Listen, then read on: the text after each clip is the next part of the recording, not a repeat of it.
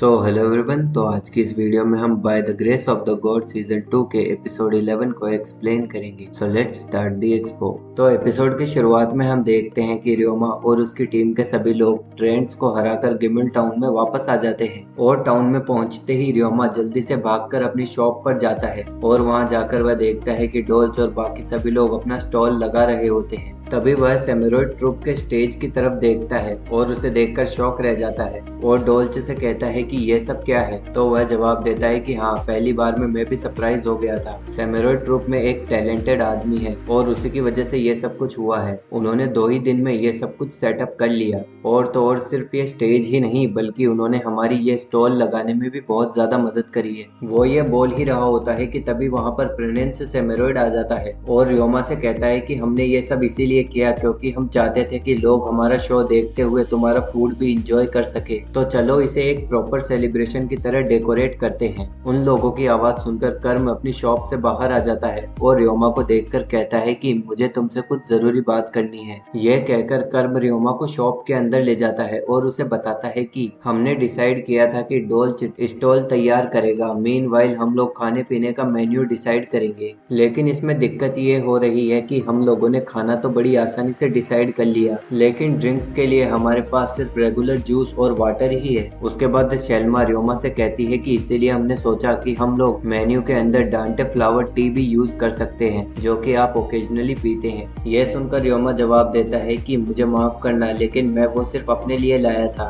और इतने से दिनों के अंदर अपने स्टॉल पर उसे बेचने के लिए इतनी सारी डांटे फ्लावर लाना मुश्किल है। उसके बाद वह थोड़े टाइम तक सोचता है कि ड्रिंक्स में हमें क्या ऐड करना चाहिए। तभी उसे एक आइडिया आता है और वो सभी को अपनी बार्ले टी बनाकर दिखाता है और सभी लोगों को बताता है कि मिस जैन के विलेज से जो बार्ले आया था मैंने उसी की मदद से ये टी बनाई है। उसके बाद वह सभी लोग उस टी को टेस्ट करके देखते हैं और कहते हैं कि ये तो बहुत ही ज्यादा बढ़िया है, इसके साथ तो हमारा मेन्यू बिल्कुल कंप्लीट हो जाएगा। यह सुनकर रियोमा कहता है कि तो इसी के साथ हमारी प्रिपरेशन लगभग खत्म हो चुकी है, तो अब बचा हुआ काम भी हम लोग जल्दी से खत्म कर देते हैं। यह कहकर वह अपने स्टॉल के काम पर लग जाता है। तभी प्रेनेंस सेमेरॉइड उसे बुलाता है और रियोमा को बताता है कि मैं आज स्कल्पचिंग करना चाहता हूँ। तुम्हारी शॉप के लोगों ने मुझे बताया कि तुम स्कल्पचिंग में बहुत ही ज्यादा अच्छे हो, तो क्या तुम मेरी मदद करोगे? यह सुनकर रियोमा कहता है कि बिल्कुल, लेकिन आपको किस तरह की मूर्ति बनानी है? वो ये बोल ही रहा होता है कि तभी वहाँ पर मिस्टर सर्ज आ जाते हैं और उन दोनों से कहते हैं कि मैं तुम्हें कुछ दिखाना चाहता हूँ। जिसके बाद वह उन दोनों को एक म्यूजिक बॉक्स दिखाता है और कहता है कि मैं इसे फाउंटेन सेलिब्रेशन में बेचने वाला हूँ। उसे देखकर रियोमा सर्ज से कहता है कि क्या हम लोग एक बार इसे सुन सकते हैं? तो मिस्टर सर्ज उस म्यूजिक बॉक्स के अंदर अपना मैजिक डालता है और उसे प्ले करता है, जिसके साथ रियोमा और बाकी सभी लोग अपना काम पूरा कर लेते हैं और शाम होते होते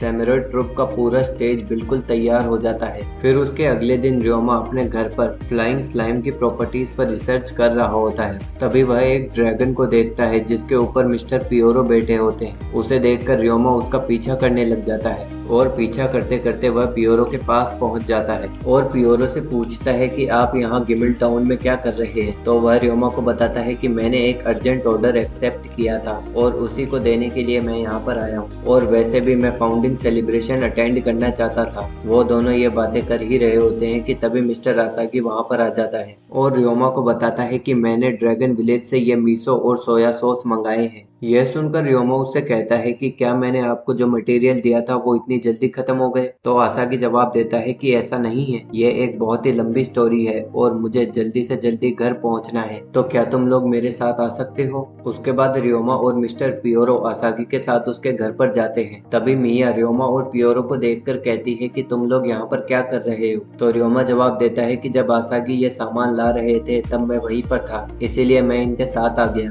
तभी रियोमा मिया से कहता है कि क्या आप लोग भी एक स्टॉल लगा रहे हो? तो आसागी जवाब देता है कि मैं और मिया भी फाउंडिंग सेलिब्रेशन पर एक स्टॉल लगा रहे हैं। यह सुनकर रियोमा कहता है कि लेकिन सिर्फ आप दोनों ही क्यों? तो आसागी उसे बताता है कि जब मैं अपने घर पर था तो मिया मेरे पास आकर मुझसे वापस टेम्पोरा बनाने के लिए कह रही थी। उसके बाद आसागी मिया को टेम्पोरा के साथ साथ राइस और मिसो सूप बनाकर भी खिलाता है और उन्हें खाने के बाद मिया कहती है कि ये तो सच में बहुत ही ज्यादा अच्छा है। फिर वह आसागी से कहती है कि इन्हें सिर्फ अपने तक रखना ही अच्छा नहीं होगा, तो चलो इसे फाउंडिंग सेलिब्रेशन में बेचते हैं। फिर हम देखते हैं कि आसागी रियोमा से कह रहा होता है कि इसी तरीके से हमने ये स्टॉल लगाने का आइडिया सोचा। ये कहकर वह रियोमा और पियोरो को अपना बनाया हुआ टेम्पोरा खिलाता है और उन्हें खाकर रियोमा कहता है कि ये सच में बहुत ही ज्यादा अच्छा है, लोग इसे जरूर खरीदेंगे। ये सुनकर मिया रियोमा से कहती है कि रियोमा तुम बहुत ही ज्यादा नादान हो। तभी आसागी रियोमा से कहता है कि हम लोग सिर्फ टेम्पोरा ही नहीं बल्कि राइस और मिशो सॉप भी बेच रहे हैं। यह सुनकर पियोरो आसागी से कहता है कि क्या तुम सच में ये सब कुछ बेचने वाले हो, क्योंकि फाउंडिंग सेलिब्रेशन पर तो हमेशा कन्वीनियंट चीजें ही बेची जाती है जिन्हें लोग आसानी से ले जा सके। तो आसागी कहता है कि हाँ मैं ये जानता हूँ, लेकिन हमने ये स्टॉल टाउन के लोगों को अच्छा खाना देने के लिए लगाया है और मैं इसमें सिर्फ इसलिए कॉम्प्रोमाइज नहीं करूंगा क्योंकि ये चीजें बेचने के लिए सूटेबल नहीं है। यह सुनकर रियोमा को एक आइडिया आता है और वह आसागी से कहता है कि तब तो हम ये चीज ट्राई कर सकते हैं। जिसके बाद वह उन सभी को टेम्पोरा और राइस से बनी हुई एक राइस बॉल बना के दिखाता है और आसागी से कहता है कि इस तरीके से इन्हें ले जाना बहुत ही आसान हो जाएगा। ये देखकर आसागी रियोमा से कहता है कि इसके लिए तुम्हारा बहुत ज्यादा शुक्रिया। उसके बाद रियोमा वापस से अपनी शॉप पर चला जाता है।